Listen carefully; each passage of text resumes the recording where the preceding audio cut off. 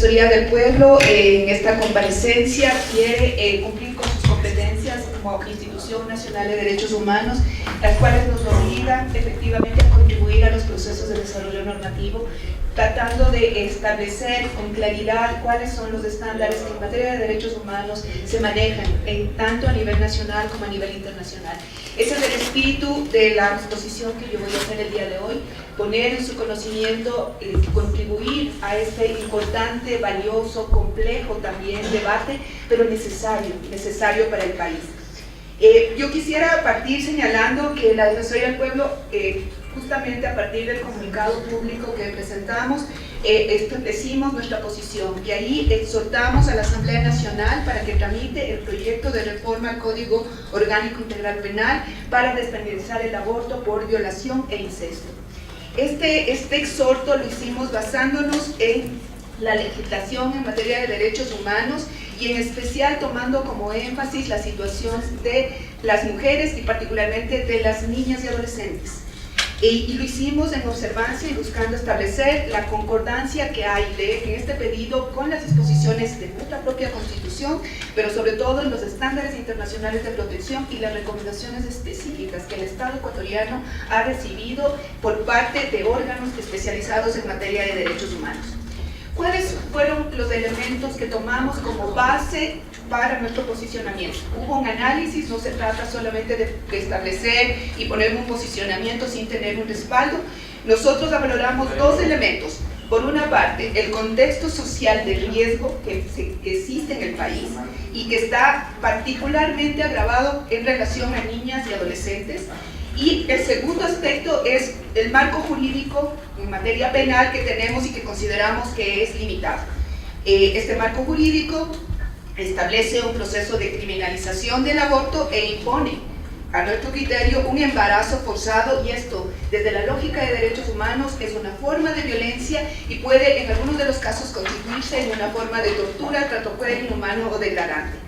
Hay limitadas excepciones, no es que no haya, existen, y nosotros consideramos que son limitadas en relación a los estándares y no se aplica para casos de violación de las mujeres en general y no visibiliza la situación de niñas y adolescentes.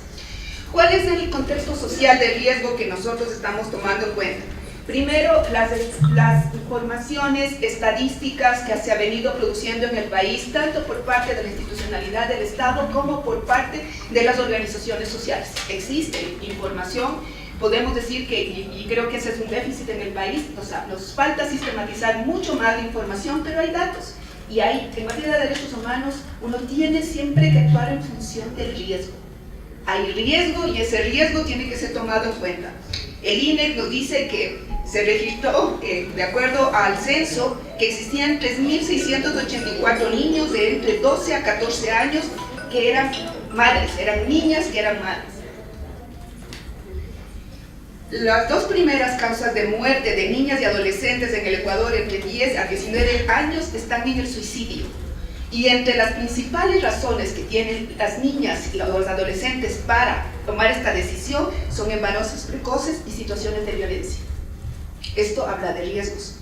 La Coalición Nacional de Mujeres ha establecido que entre el 2000 y el 2018, 20.052 niñas menores de 14 años han dado a luz. Son niñas que estuvieron embarazadas y que dieron a luz. 515.983 adolescentes de entre 15 y 19 años han dado a luz en los últimos 10 años. Estamos hablando ya de adolescentes. De acuerdo a un análisis que hizo la Barra Espaciadora, una revista digital, Ecuador tiene la segunda tasa más alta de embarazo adolescente en América del Sur. Estos son los datos en relación a la situación de niñas y adolescentes en este país. Creo que eso habla concretamente de que ahí hay un problema social. No estamos hablando de que el aborto no existe, existe, se está dando. Estas son cifras que no necesariamente reflejan la realidad de lo que está pasando, no tenemos cifras totales, pero nos están hablando de lo que yo llamo situación de riesgo.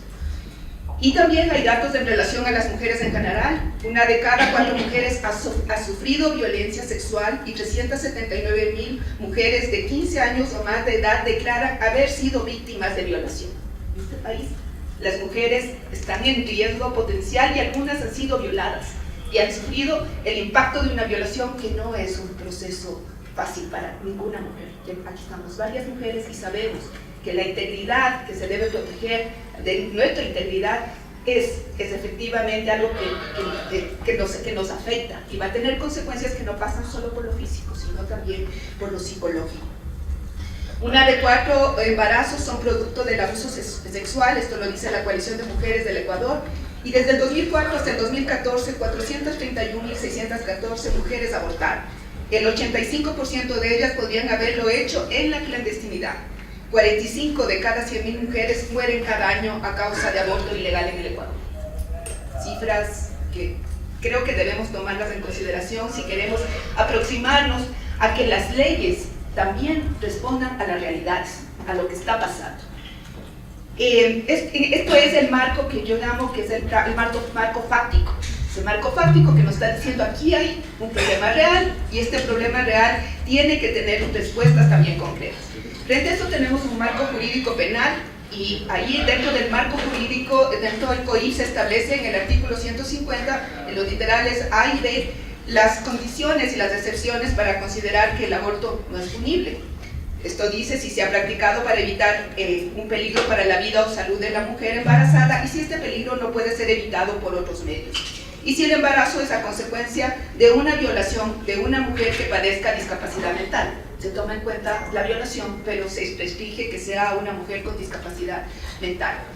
Aquí las preguntas que caben es, ¿por qué si en el primer caso se precautela la vida de la mujer o la niña como autonomía y protección de su cuerpo, ello no se aplica en general? ¿Por qué? O sea, ¿cuál es la distinción? ¿La violación no constituye un peligro para la vida y la salud de las mujeres? O sea, no es un peligro. La primera excepción dice que si se ha practicado para evitar un peligro para la vida y salud de las mujeres. La pregunta es, ¿la violación no es ese peligro? ¿Es un peligro ahí latente que está dado y que en los casos de violación se ha concretado? ¿Por qué solo procede en casos de violación cuando la mujer o la niña padece de discapacidad mental? La presunción ahí es que como tiene discapacidad mental, no tiene capacidad de discernir, no hay consentimiento. Y la pregunta es, ¿no conlleva la violación en todos los casos no consentimiento? O sea, tenemos que hacer un análisis también en relación a estos elementos que son como claves en relación a la propia explicación que se da a partir de la tipificación penal.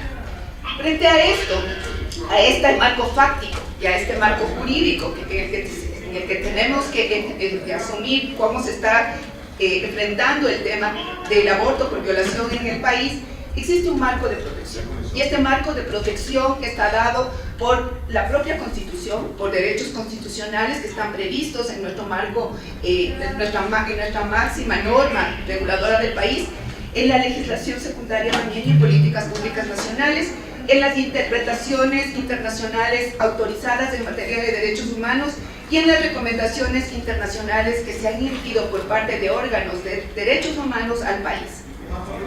¿Qué dice nuestra Constitución y cuáles son esos derechos que tienen que ser tomados en consideración en el análisis de esta situación? El artículo 11, numeral 2, nos señala y es enfático en que se considera a todas las personas como iguales o que gozan de los mismos derechos, deberes y oportunidades. Esto es particularmente importante porque uno lee la tipificación y las niñas y las adolescentes están invisibilizadas. Y esto tiene que llamarnos la atención. Una de las personas afectadas, de mujeres afectadas, es este grupo y tiene también que ser considerado y visibilizada su situación. Luego tenemos el artículo 66, numeral 3, estamos en los artículos sobre libertades, y ahí tenemos un artículo que es clave y que nos va a hablar de la necesidad de preservar la integridad personal de cada una de nosotros, y esto tiene que mirarse en relación a esa integridad física, psicológica y sexual. Las mujeres en general tenemos el derecho a tener una vida libre de violencia tanto en el ámbito público como en el privado. Y expresamente la Constitución establece que ninguna persona debe ser objeto de trato cruel, inhumano o degradante, o que esto puede constituir además formas de tortura. En el numeral 5 se habla y se proclama en este país el libre desarrollo de la personalidad. Esto tiene un valor impresionante porque es ese libre desarrollo de la personalidad el que nos permite forjar nuestros proyectos de vida, a cada uno de nosotros. Y tiene que ser considerado y tomado en cuenta para las mujeres en todas sus condiciones, niñas, adolescentes, mujeres adultas, incluso las adultas mayores. El numeral 9 establece el derecho de tomar decisiones libres, informadas, voluntarias y responsables sobre la sexualidad. Y el 10, tomar igual decisiones libres, responsables e informadas sobre su salud y vida productiva y decidir cuántos y cuándo quiere tener hijos o hijas. Estos son elementos fundamentales de nuestra propia Constitución que amparan el derecho justamente a que pensemos en la necesidad de que la decisión también de las mujeres, su opinión, sea tomada en cuenta frente a un hecho tan violento como es efectivamente un embarazo que ha sido producido fruto de una violación. La legislación secundaria también va a tener elementos que tienen que ser tomados en cuenta y que guardan correspondencia con el marco constitucional y que tienen que orientarnos para tener una visión integral de cuál debería ser la propuesta.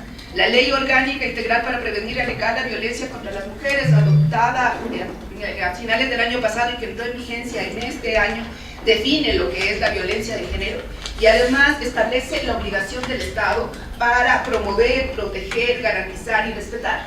Entiéndase que respetar es que hay cosas que no se deben hacer, que se debe proteger frente a terceros y garantizar es fundamentalmente lo que el Estado debe hacer. Y en esta materia el Estado tiene que cumplir con esas tres obligaciones.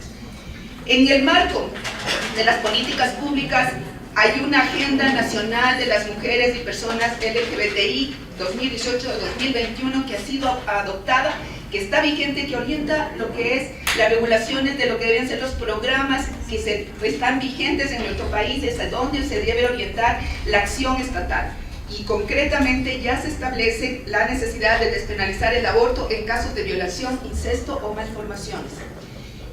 Yo entiendo que la agenda además se inscribió justamente ya en las recomendaciones emitidas por el Marco Internacional de Materia de Protección de Derechos Humanos. Y entro en la parte ya justamente de los estándares internacionales, que creo que es el aporte para efectivamente poder iniciar esta discusión en materia de derechos humanos. Primero decir que el acceso al aborto es un asunto de derechos humanos. Así se lo ha ventilado a nivel de los organismos de Naciones Unidas. No es que es un asunto meramente penal, se ha tratado, ha sido una fuente de debate a nivel internacional porque están confrontándose derechos. Ahí hay derechos que están justamente en debate. Y ha sido asumido eso como un tema y se ha dicho, el acceso al aborto sí es un tema de derechos humanos. Se ha dicho también a nivel de los organismos internacionales, negar el acceso al aborto a las mujeres cuando existe la amenaza a la vida o la salud de ellas o cuando el embarazo es el resultado de una violación o de incesto, viola derechos. Y viola el derecho a la salud, el derecho a la privacidad y en ciertos casos a ser libres de tratos crueles, inhumanos y degradantes.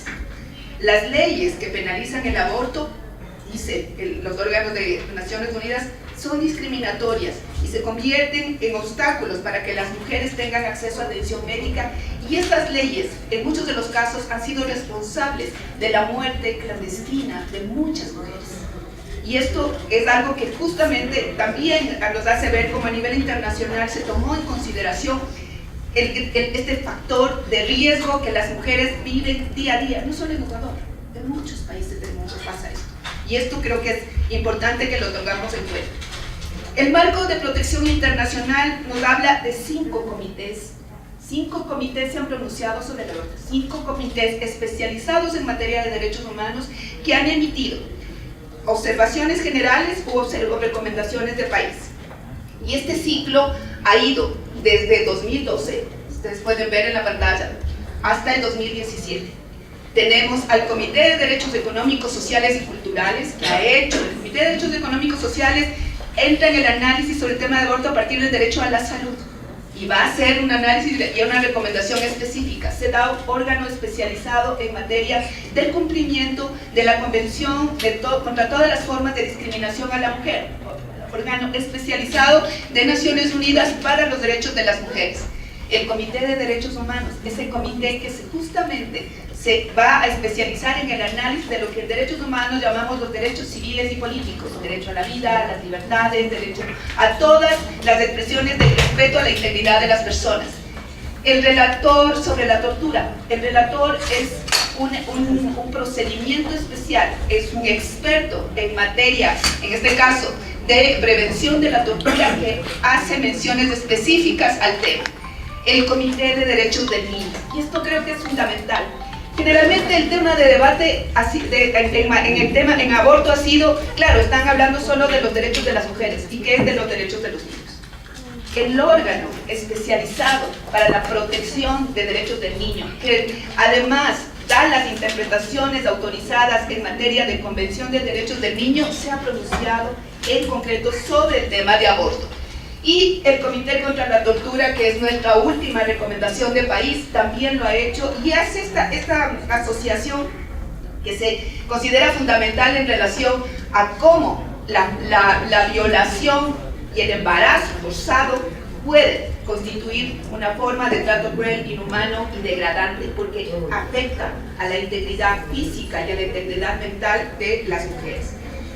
Tengo a continuación, y esto es para, pues vamos a dejar la presentación, está cada una de las observaciones que han sido emitidas por los comités. El comité DESC nos dice concretamente, y esto fue 2012, antes que esté en vigencia el COIP, pues estábamos hablando del otro código vigente, pero el comité nos dice, la tipificación no es completa y recomienda el embarazo que sea consecuencia de una, aunque sea consecuencia de una violación, y que esto no se debe tipificar incluso en los casos de mujeres con discapacidad y cuando se ha establecido la existencia de malformaciones congénitas. O sea, este comité estaba en el periodo anterior y luego entramos al comité de la CEDAW, y el comité de la CEDAW va a ser más exhaustivo. El comité de la CEDAW nos dice, en el país hay un limitado acceso de la mujer al aborto terapéutico y es necesario, dice, la negativa expresada durante los debates parlamentarios sobre el Código Integral Penal, porque este debate no es nuevo, ya se dio en el país, a despenalizar el aborto, incluso en casos de violación, sin tener en cuenta los casos de incesto o malformaciones graves del feto, es un punto de preocupación para nosotros como comité, dice. O sea, este punto nos preocupa. Y también, dice el comité, nos preocupa la elevada tasa de embarazos y mortalidad materna en la adolescencia. Lo que les había comentado, o sea, las cifras de embarazo adolescente, los casos de suicidio, que efectivamente van a estar conectados con esta situación. La recomendación, y tiene varias del comité en pero fundamentalmente centradas en el aborto, que ponga en práctica como cuestión prioritaria la guía práctica clínica para el aborto terapéutico e imparta formación a todo el personal de salud, y que se despenalice el aborto en casos de violación, incesto y malformaciones graves, no malformaciones en general, graves del feto, de conformidad a una recomendación general específica que el comité pidió, y esta recomendación va a combinar la recomendación general 19, que es específica sobre violencia contra la mujer, y la recomendación general 24 sobre mujer y salud. Diferencia entre recomendación general y recomendaciones de país. La recomendación general es una interpretación autorizada del tratado, en este caso de la Convención contra la Discriminación a la Mujer. Esto se ha reconocido internacionalmente. Los órganos de los tratados, en estos casos 2 comités, cuando emiten una recomendación general, están diciendo que el tratado que los estados han ratificado va a ser interpretado por mí, y esa interpretación es una interpretación que acompaña el cumplimiento del tratado.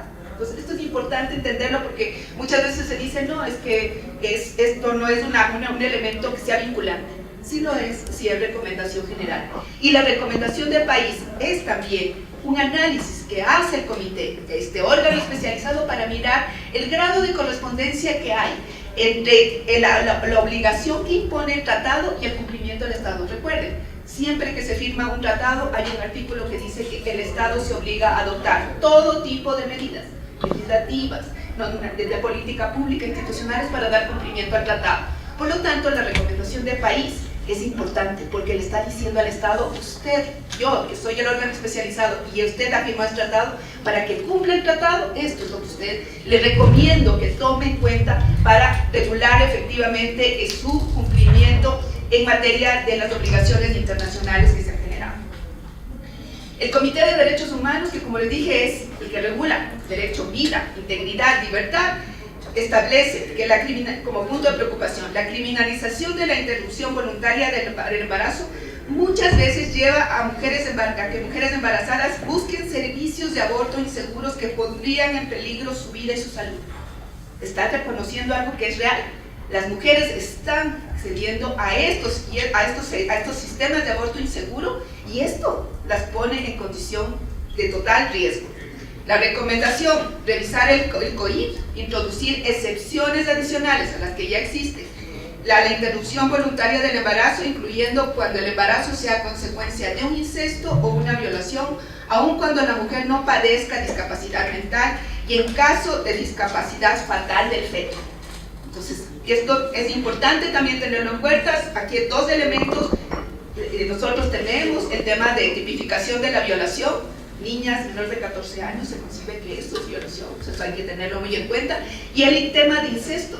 En este país, las cifras de violencia contra la mujer evidencian que muchas veces y hay un gran porcentaje de niñas o adolescentes que son violadas dentro de sus hogares. Son sometidas a abuso dentro de sus hogares y esto tiene que ser tomado en cuenta para incluso mirar por qué a nivel de los organismos internacionales de derechos humanos se pone mucho énfasis en el incesto. Porque eso es una realidad, eso está pasando y pasa también en nuestro país. Luego tenemos el Comité de Derechos del Niño, que como les había dicho, es este comité que creo que nos ayuda también para establecer esta ponderación que a veces se hace entre derechos de las mujeres y de los derechos de los niños.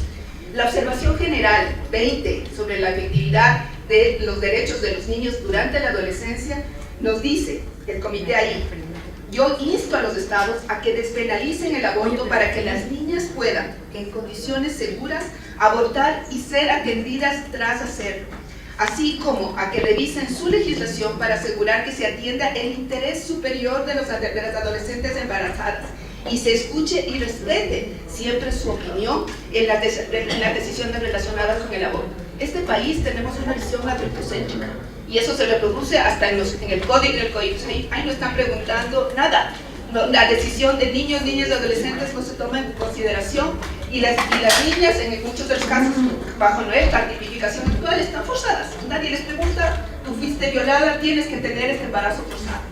Entonces, esto es importante tenerlo en cuenta. Esta es la observación general. La observación del país dice la preocupación. Existen obstáculos en el acceso a los servicios de aborto y la práctica de abortos peligrosos. El comité dice esto. Hay obstáculos en el acceso a un servicio de aborto seguro para las niñas y adolescentes y hay abortos peligrosos que ponen en riesgo la vida de las niñas. La recomendación que las niñas tengan acceso a servicios de salud sexual y reproductiva, entre ellos el aborto terapéutico, y se estudie la posibilidad de despenalizar el aborto prestando especial atención a la niña embarazada y en casos de incesto y violación sexual. O sea, estamos de manera reiterada y en este caso confrontando entre diferentes comités con datos distintos, no se tratan de los mismos expertos los que están trabajando. Entiéndase, hay expertos que son especializados en cada ámbito y en el caso del Comité de Derechos del Niño se centran en los derechos de los niños, se centran, están ahí, ese es su foco. Entonces yo creo que esto nos aporta para un poco enfrentarnos a esta visión a veces que tenemos de que no se está tomando en consideración los derechos de los niños. El Comité contra la Tortura, y nos va a decir en las observaciones finales a Ecuador, de que establece que hay riesgos de que las restricciones legales tengan impacto sobre la salud de las mujeres víctimas de una violación que deciden abortar, así como las consecuencias penales que pueden derivarse, que incluyen las penas de prisión tanto para las mujeres que se someten a abortos como para los médicos que las practican. Es que tenemos esto, tenemos el tema de la tipificación del aborto, tenemos limitadas excepciones y además estamos efectivamente criminalizando a las mujeres que están abortando, que toman esa decisión.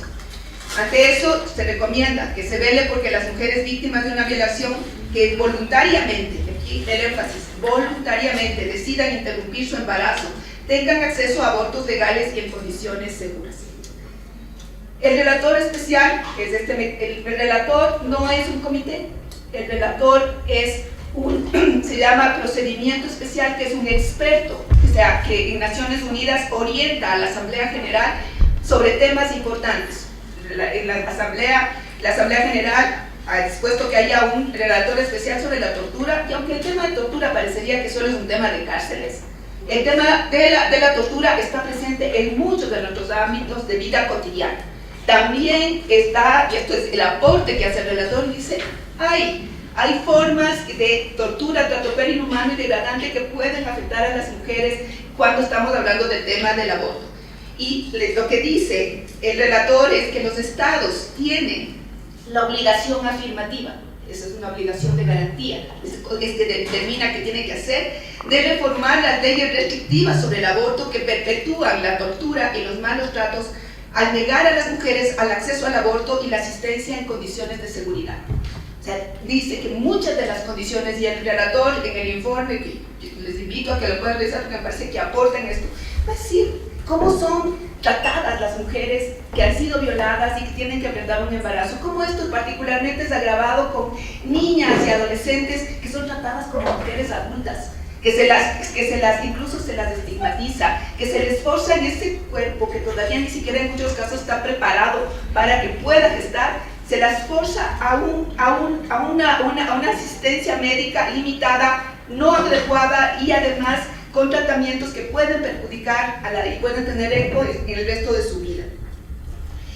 Este relator hace un aporte que es súper interesante porque establece también cómo juega esta construcción social de los roles en el tema de aborto.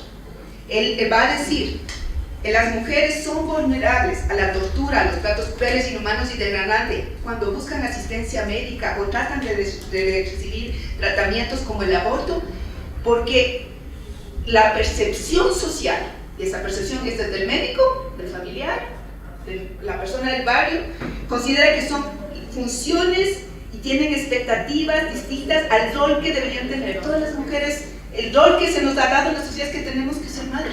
Y ese rol está ahí, plantado como una imposición a las mujeres y a los cuales tiene que ser fiel la mujer. Estos son los elementos que creo que aportan al tema para efectivamente entender que no es un tema que no haya sido analizado desde la perspectiva de derechos humanos. Hay elementos, hay estándares, hay recomendaciones, hay obligaciones que cumplir por parte del Estado. El Estado ecuatoriano tiene que rendir cuentas.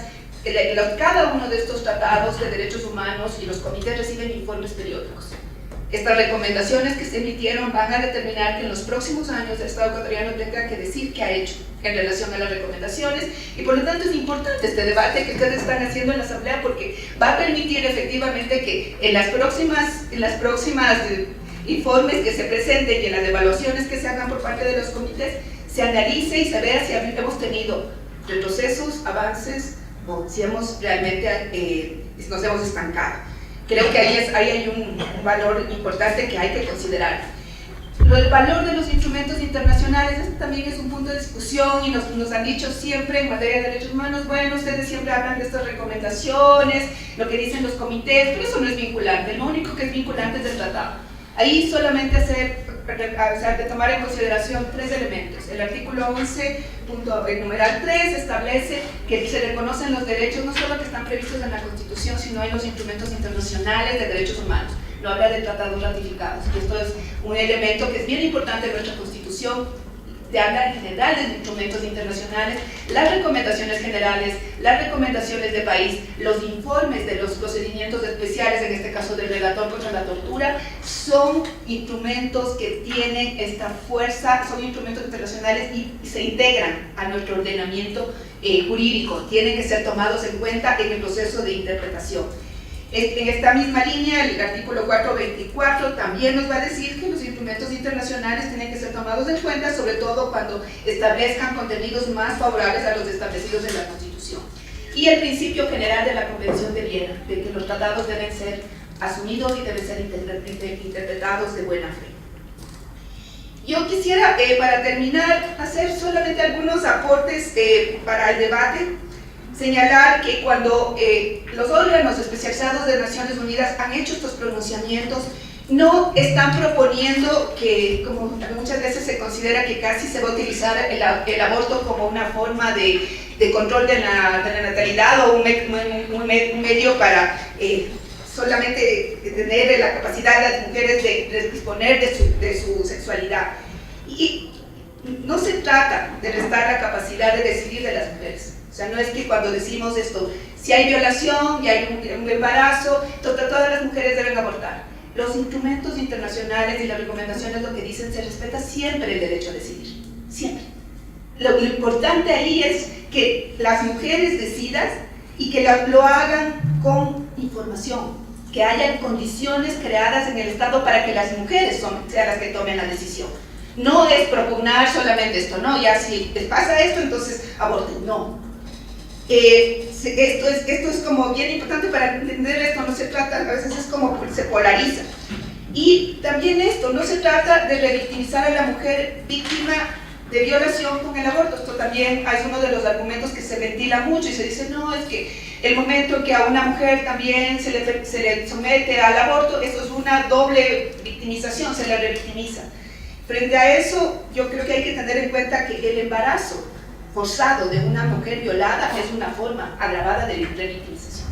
Eso es. La violación ya es en sí mismo un hecho violento, la victimiza, y el embarazo forzado la revictimiza. Y la criminalización de la mujer violada que ha abortado es una forma también de revictimización. Una mujer que le violan, que está obligada a tener esta visión, toda esta carga de la criminalización y que es sometida a cárceles, eso es una forma de revictimización. Entonces, creo que hay que tomar en cuenta esto. Y yo también creo que siempre en materia de derechos humanos, y esto es complejo para nosotros porque siempre estamos en esto, a veces hay confrontación, coalición de derechos. Y aquí la ponderación clásica que se ha hecho en este tema es vida versus libertad. Vida del que está por nacer versus libertad de las mujeres. Y lo que se plantea justamente a nivel de los instrumentos internacionales y desde el enfoque de derechos humanos es la discusión. La ponderación está entre vida y vida digna. O sea, esto es, y cuando hablamos de vida digna, yo quisiera recoger la concepción que maneja la Corte Constitucional colombiana sobre qué es la dignidad. Y creo que la lectura debe ser desde ahí. La vida digna entendida en estos casos como en tres niveles. El vivir como se quiere, y esto involucra el respeto a la autonomía, a la capacidad de decidir de las personas para forjar su proyecto de vida. El vivir bien, esto es con condiciones materiales de existencia, esas condiciones materiales que tienen que estar dadas por servicios de salud especializados que estén a la mano y que no obliguen a las mujeres a recurrir a formas clandestinas que ponen en riesgo su vida. Y el vivir libre de humillaciones, esto es, sin violencia, sin coacción y sin criminalización. Lo que se propugna sí es entonces esto, construyamos procesos de vida, sí, ese es el ideal, construyamos esta noción, pero la vida no solo puede ser la existencia, tiene que estar acompañada de estos tres elementos para que podamos realmente plasmar lo que en derechos humanos nos interesa, la dignidad de las personas. Yo concluiría esta exposición señalando, y lo digo como mujer, no se trata de que solamente proponemos y digamos, no, lo que quieren es esto, una sociedad en la que se aborte. Lo que queremos es una sociedad en donde los derechos estén vigentes y que en el futuro ninguna mujer, niña, adolescente, una mujer adulta tenga que verse forzada a recurrir al aborto en condiciones totalmente riesgosas. Queremos una sociedad que permita y que reconozca efectivamente que esto no debería existir y que estamos en esta discusión porque hay graves problemas estructurales que no están impidiendo que la violencia contra la mujer esté en todo el país. Nosotros acabamos de publicar este 10 de diciembre y tenemos un mapa sobre la situación de derechos humanos en el país. En todo el país se registran situaciones de violencia contra la mujer. se registran situaciones de violencia contra niños, niñas y adolescentes. Algo está pasando. Y la solución no puede solamente ser, no vamos a despenalizar el aborto por violación. Hay una realidad y creo que el mandato que tenemos todos los servidores públicos es responder a ese mandato y establecer que las leyes deben incorporarse y deben dar respuestas a estos graves problemas sociales. Muchas gracias.